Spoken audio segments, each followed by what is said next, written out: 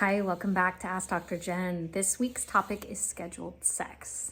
So this comes up a lot because couples are busy. There's all kinds of other priorities that get in the way. There's also just different rhythms, sort of when are you both in the mood can get really tricky. So floating the idea of scheduled sex comes up clinically, and I think it really works for some people.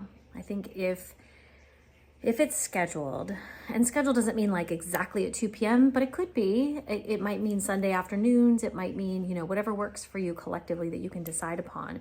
It takes some of that like ambivalence and sort of the lead up that can get really like, I'm not sure if I want to do this, and am I ready? And, am I going to have to put stuff aside? Instead, you just know.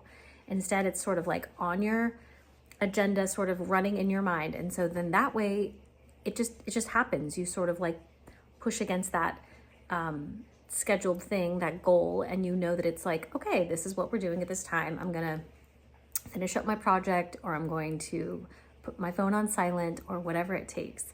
So I do actually think it can be pretty helpful, and it doesn't have to actually be sex, right? It can also just be close time. It can be sensate focus. It can be different things, but it's about that, like protecting that time so that it can happen. I think it's worth trying.